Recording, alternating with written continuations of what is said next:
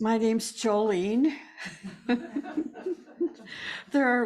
I'm so excited. We have so many new people this year that registered for our conference and people that I don't know. So I thought I'd better introduce myself as Joleen, and I'm the founder of the White Mountain Education Association. And I've been around for quite some time, which leads me into a segue talking about Agni Yoga. This morning, I'm going to be talking about the practice of Agni Yoga today. So I was thinking about when I began studying Agni Yoga, and actually, I think it was around 1985, and I was receiving excerpts, sections of the book called Super Mundane. They would send me an excerpt from the Nicholas Rourke Museum in New York City every month. And I didn't really know what it was that I was reading, that some of the language was not a language that I was familiar with, words that I was not familiar with. But I began looking forward to receiving those excerpts, and it's just like my body came on fire when I started reading them. So even though I didn't really understand everything that I was reading, there was a perception of greatness, and this is something that I need to know. And it's like my soul knew and my brain needed to catch up with my soul. It was so amazing. And so following that, I learned that there were compilations available from the museum that had been compiled by a woman whose name was Elizabeth Meeker. And Elizabeth Meeker was in contact with Master M.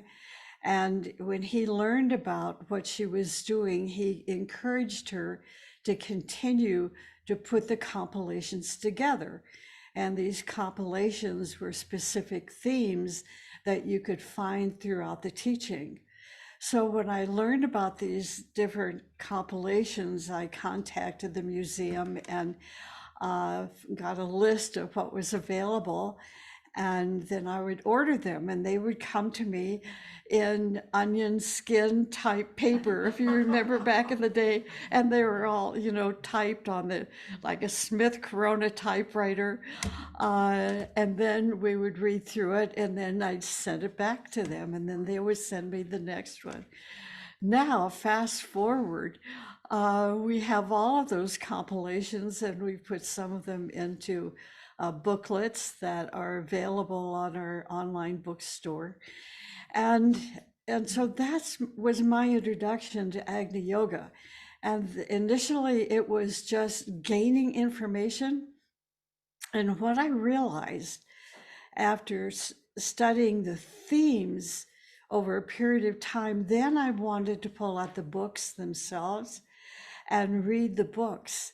So between studying the compilations and then moving into the books themselves, I became aware of disciplines that you could practice with Agni Yoga.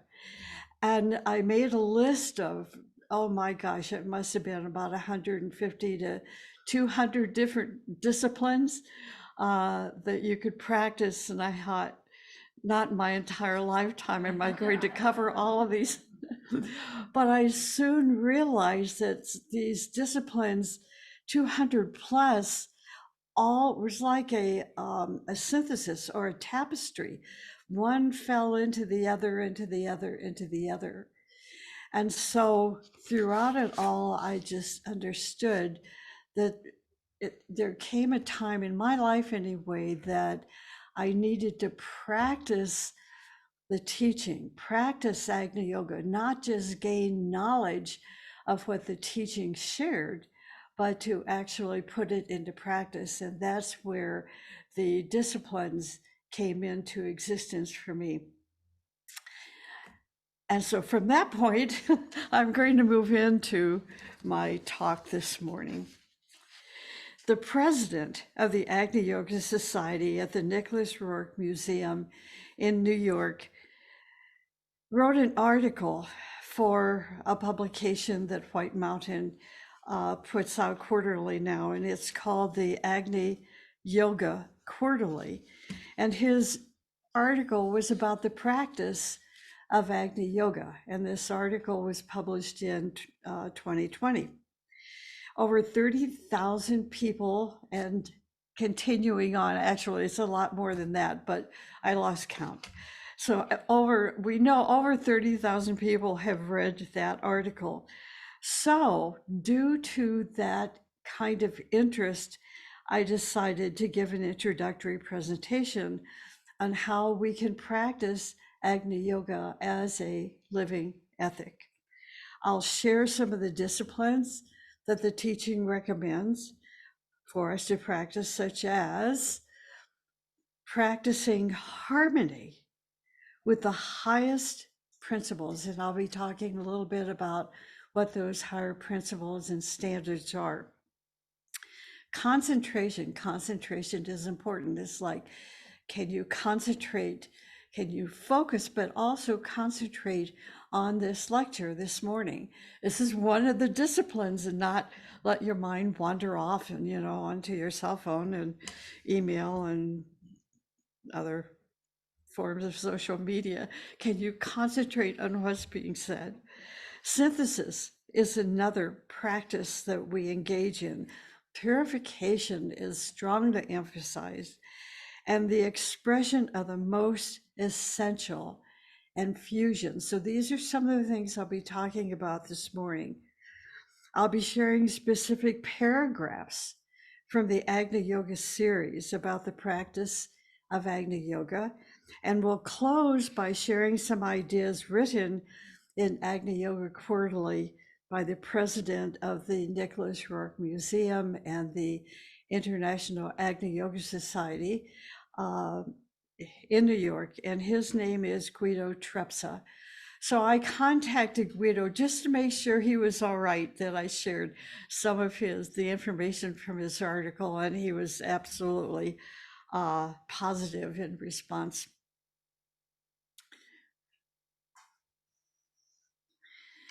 The student of Agni Yoga quickly realizes that one essential point to understanding the practice of Agni Yoga is discipline.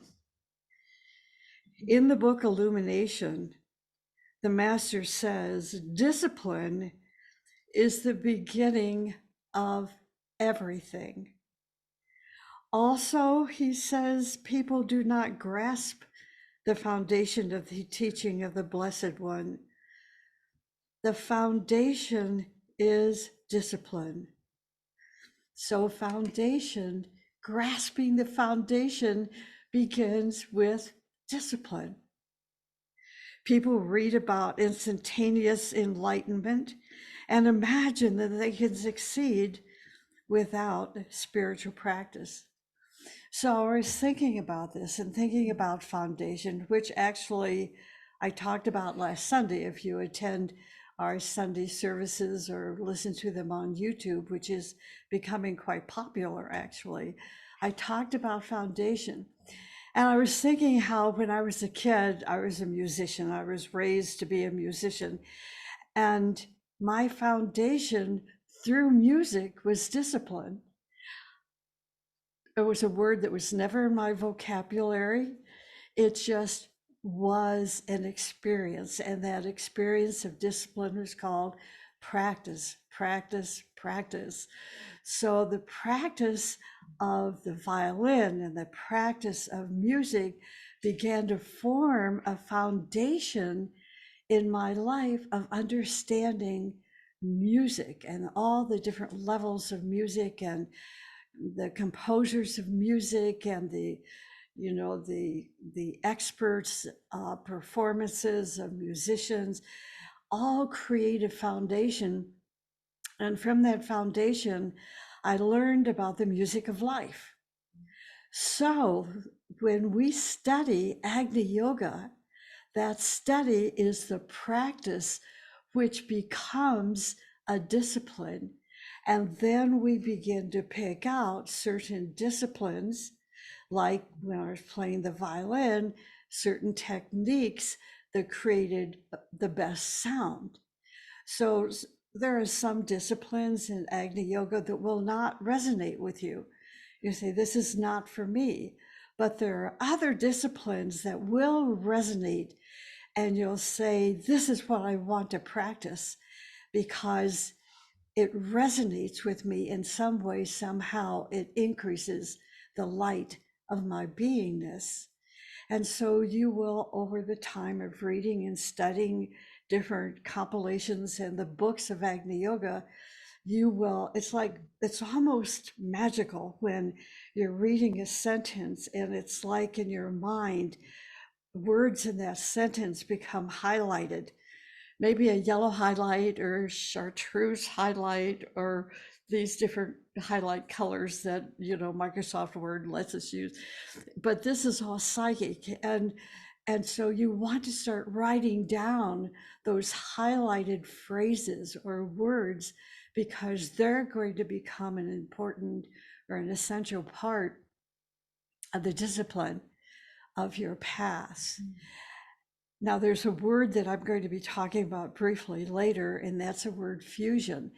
What happens is that in the practice of the disciplines of Agni Yoga, your inner being begins to fuse with the energy of these disciplines. And this energy is called psychic energy or fire.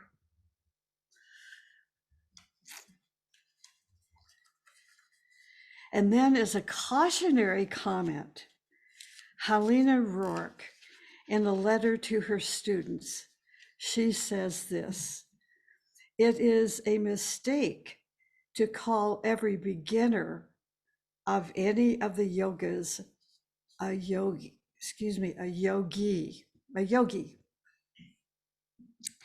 Yoga or communion is achieved by hard and constant spiritual practice.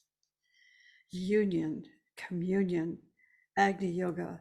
We become, in the practice of Agni Yoga, we just unfold in such a way without knowing it. It just becomes so much a part of us that at some point in our level of unfolding beingness, we become a yogi. Just like when I was practicing the violin for hundreds and hundreds and hundreds and hundreds of hours, I finally became a musician. In the beginning, I just played the violin, much to the disdain of the ears of my parents. But eventually I got better and better instruments and more practice. And eventually I became a violinist. So eventually, through the practice and of the disciplines of Agni Yoga, we will become an Agni yogi.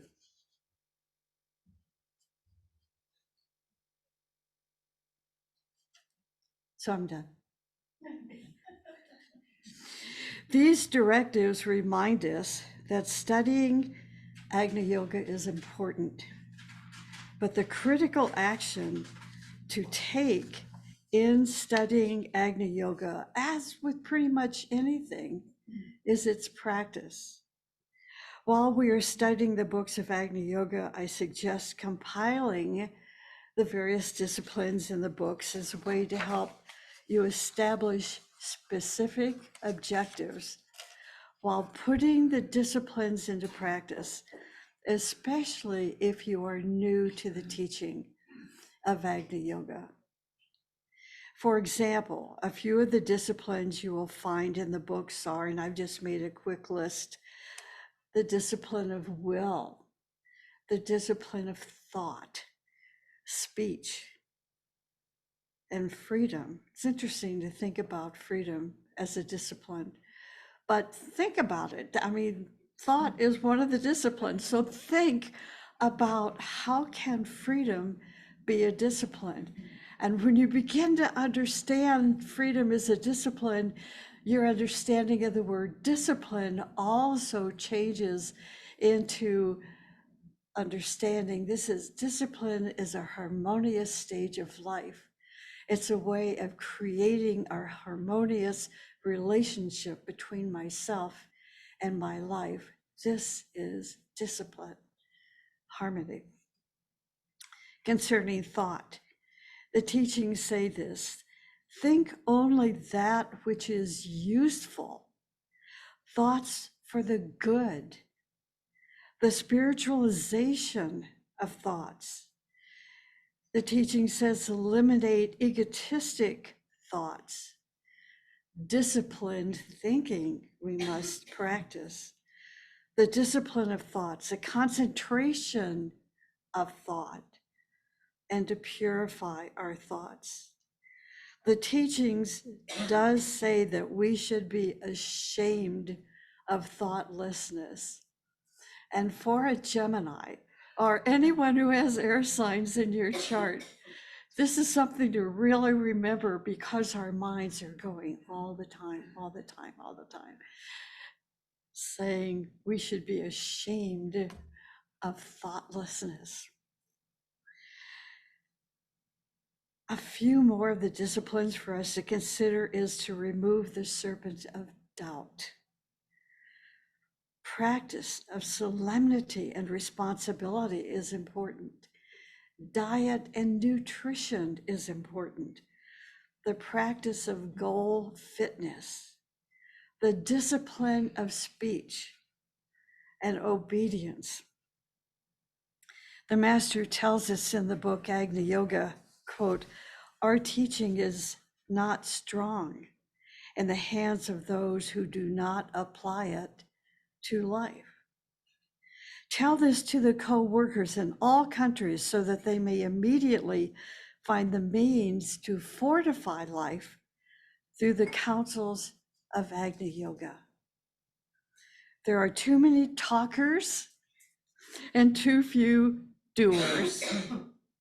Also, do not hide the difficulties or the advantages of the teaching. Relate yoga to world events, because a new system of life must be introduced, without which social movements will be nothing more than a masquerade of old ideas. And it goes on to say, repeat that a new understanding is needed for application in life. And this is what I find happens with almost every single person that I have talked to that is now on the path of Agni Yoga. They needed something new, something different in their life. They were tired with the direction they were taking in life. They wanted direction. They wanted that sense of direction. They wanted to understand their purpose, but not superficially, not, what profession should I be in? What relationship should I be in? Who should I marry? Who should I divorce? Things like that, but much more deep. And somehow, some way, we have found, or we discovered, the path of Agni Yoga. Repeat that a new understanding is needed for the application in life. So that moment of experiencing a new application of life is called the call. A call is sounded. There are many calls, a capital C call and the lowercase c call, but this would be the capital C call, a call that calls us to the path of significance, the path of power, the path of synthesis, the path of service, where we step outside of our personal little selfish self onto the path of what I call otherness. To put Agni Yoga into practice means to bring our inner essence into expression, to bring our inner fire into expression through some specific disciplines, 6 of which I'm going to try to talk about this morning within the time constrictions. So the first is harmony with the highest principles, harmony with the highest principles, the highest standards. The second is concentration. The third is synthesis. The fourth is purification. The fifth is the expression of the most essential. And the sixth is fusion. So the first one, for example, living a life in harmony with the highest principles or standards within us. Well, the question is, what is a principle? Well, there are many principles, but there are four principles that I've chosen just to briefly mention this morning. Reverence for hierarchy. That's the first principle. The second is the realization of unity. The third is the realization of co-measurement. And the fourth principle is by thy God. So those are four principles that you're going to recognize are really one in the same. Now, standards. I've made a list of 5 standards. Simplicity, synthesis, beauty, truth, and sacrifice. So these principles and standards are the disciplines that the student of Agni Yoga can practice. Simplicity, synthesis, beauty, truth, and sacrifice. As our life becomes more harmonized, because it does take harmony, as our life becomes more harmonized with these disciplines, now psychic energy is going to flow through our actions, our emotions, our thoughts, and our speech. It's like we are creating our own musical composition by the practice and observation of these 4 principles and 5 standards. The next is concentration. What is concentration? Concentration means to have a good goal and dedicate yourself to that goal, no matter what. So that's a definition of concentration. By concentrating yourself on a spiritual goal, this discipline brings you into alignment with your inner fire. And this alignment creates a channel of expression for your inner fire. Number 3, synthesis. I could explain synthesis from many points of view, but essentially synthesis means to know that nothing is separate from the whole. For example, the opposite of wholeness is thinking in terms of groupism, nationalism, tribalism, which seems to be coming back around again in conversations these days, tribalism and racism. That's the opposite of synthesis. Synthesis is to know that all exists, all that exists is one unit. To see unity in all diversities. It means to bring different elements into harmony through their real essence. It's like taking, if you're a musician, it's like if you've ever composed a piece of music, like in my case, when I was in the University of Iowa, imagine this, I had to write a symphony. It was not an easy job. So you start with a key note, and then you have all these different instruments that you have to write different parts for. And all these different instruments had to harmonize their parts with the whole. And that's how I love to think of synthesis. So we finally make ourselves a part of the whole of creation, the whole of life. An Agni Yoga practitioner is a person who unifies themselves with the whole and essence of all. When they are truly unified with the fire of Agni, they radiate will and purpose and energy and joy. An Agni yoga practitioner is a living fountain of beauty and creativity. You will see examples of this in the speeches of the presenters today. Those who practice the discipline of synthesis bring beauty into life and the whole of creation. The book Illumination says that the synthesis of spirituality is the rarest of gifts. It is what kindles the light of the world. It's the synthesis of spirituality is the rarest of gifts. So spirituality is a steady manifestation of our inner core. And Agni Yoga practitioners' objectives are ever advancing and inclusive, bringing abundant health and joy and freedom to a greater number of people, and including more people in the future. The synthesis of spirituality is a level of consciousness that displays responsibility.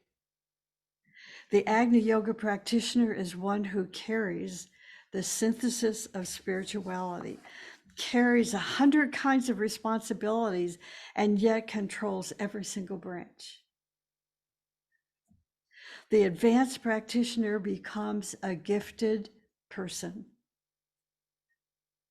They contact and communicate with many stations of light. There's so much I could talk about this, and it's so frustrating because I don't, we just don't have the time, and this is supposed to be an introductory talk.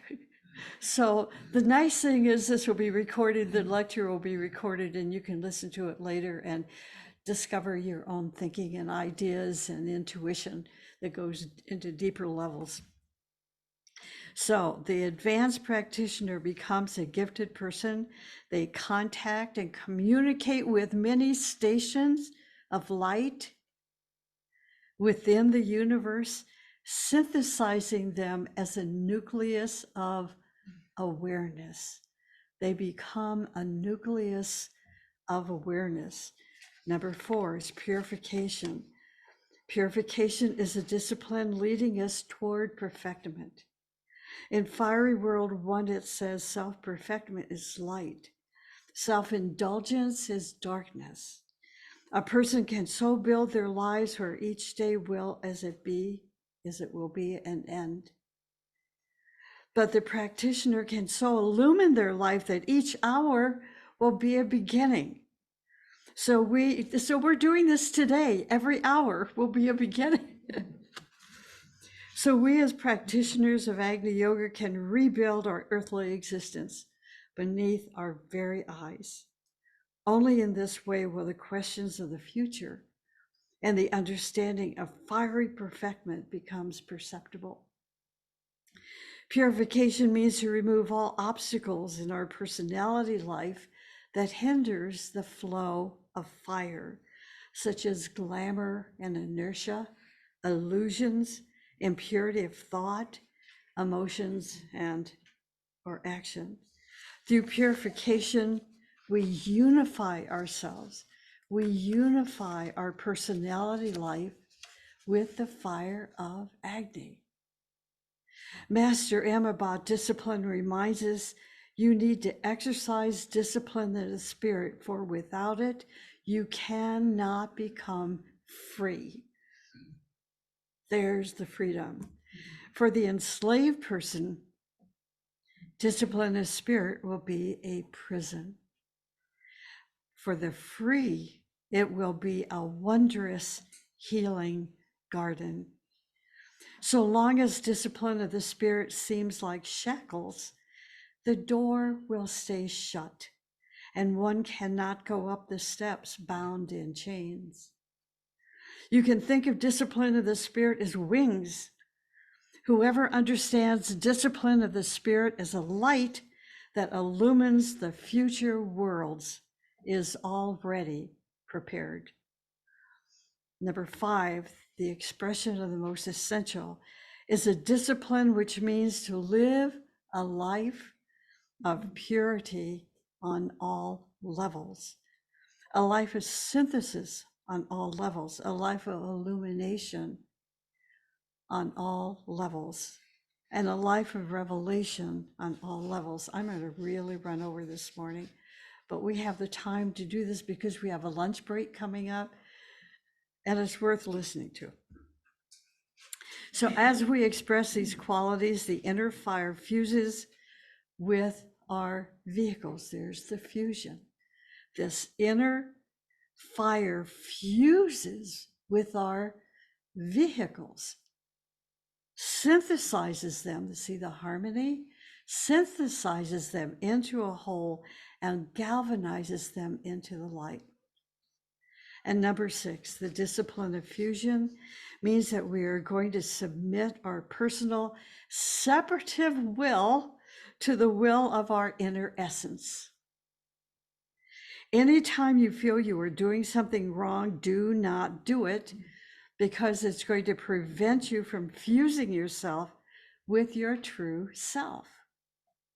Any deviation from your true self is an act that leads you into isolation and weakness. In fusion, we let the spiritual power flow through all that we do on all levels. Agni Yoga has high standards because of putting these and other disciplines into practice. These disciplines could be called virtues, and certainly spiritual achievements to strive toward. Agni Yoga is not a yoga through which we accumulate knowledge, but through which we live according to standards and principles and a vision of achievement.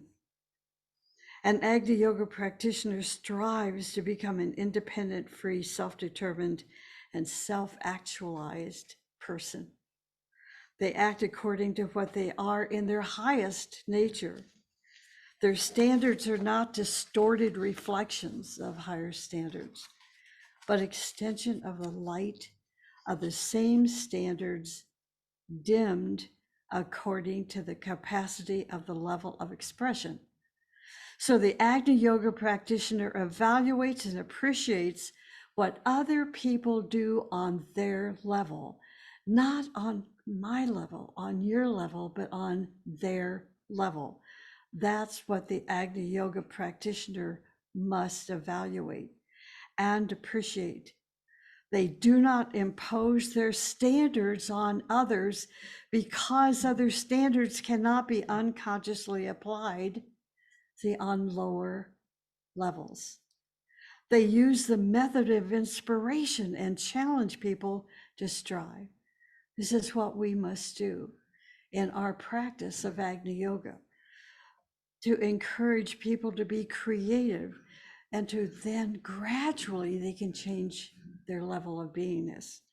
The striving practitioner knows how to inspire people toward higher standards by presenting disciplines that can be applied on their own level. Guido Trepsa, the president of the Agni Yoga Society, refers us to some of the other paragraphs of Agni Yoga alongside his own observations. He tells us, quote, there are many direct statements and hints in Agni Yoga outlining which disciplines, virtues, and qualities lead to the highest achievement, unquote. After learning what needs to be perfected, a true student is inevitably thirsty to learn how to proceed. In the preamble of the book Illumination, it reads, they will ask why at the beginning of the path is so much that is pleasant, accorded, and so much forgiven. Remember that? It is because in the beginning all fires are full blown, and the one who is called walks as a torch. It is up to him or her to choose the quality of their fire. Supposing that thought is higher than action, the disciple will then plunge into dreaminess, taking it for creative thought. forgetting that only the thought which is saturated by fiery will can create. The fiery will expressed here is the fiery envoy of the hierarchy, which acts as a mighty fiery will. But one can acquire such will only by stubborn practice. Some never get past this beginner stage of excitement. And when the initial flame gradually decreases, and we see this happen, once their initial or the beginner state of excitement decreases, then they become content with occasional outbursts, rarer and rarer as the years pass by. Others settle on the comfortable conviction that practice consists of reading a certain number of Agni Yoga paragraphs with more or less constant frequency. Still others express themselves through classes and meetings and discussions, or by individual or collective sendings of good thoughts and space into space, and so forth. All such activities have their own application and benefits, but they do not automatically constitute the practice of Agni Yoga. And that's the emphasis that I'm putting, on this lecture today, the practice. How do we practice Agni Yoga? Reading and discussing the teaching, praying and sending thoughts, calling upon psychic energy, randomly engaging in visualizations, teaching others, or being taught. These and other activities of a similar kind become practice only when one approaches them as art and first spends all the necessary time and effort to master them. Such understanding is important, and when it pushes one beyond the stage of mere intellectual recognition, Agni Yoga, or the teaching of living ethics as it is often called, opens one's eyes to the actual method of the work. It is right here before our eyes all the time. In the name itself is the word living ethics. Living ethics describes at length the qualities of an enlightened, perfect being, good for humankind and for the universe. And we need only life itself, regardless of circumstances, age, wealth, and physical and mental idiosyncrasies, to strive to become this enlightened, perfect being. But let this striving become practice only when we are aware of it, and not aware intellectually or randomly, but by thinking about it or remembering it when we wake up and go to sleep several times during the day. Here, awareness means to be aware to the marrow of one's bones, with every particle of one's whole being. The concept is simple, but it is one of the most difficult achievements to which one can aspire on earth. The moment we are aware, we practice. As soon as we step out of this awareness, then we just drift along. Everyone can self-assess how advanced their practice is. The moments of awareness, of practicing, are moments of unconditional happiness and clarity. More importantly, you are in control of your feelings and thoughts, and consequently of your actions, which is the only way to manifest the teaching in your life. How frequent and how long are these moments? Seconds? Minutes? Once a day? Once a week? A month? Once a month? Continual awareness is a sine qua non an essential condition. That was Guido's word, not mine. I had to look it up. Sine qua non, an essential condition, a requirement for becoming an enlightened, perfect being, continual awareness. But before it becomes ingrained in one's everyday life, before the actual practice of Agni Yoga sets in, a relentless lifelong practice is needed to extend the moments of true awareness from one moment once a week to 2 moments twice a day, steadily increasing. How to practice in order to reach the stage at which true practice begins is up to us.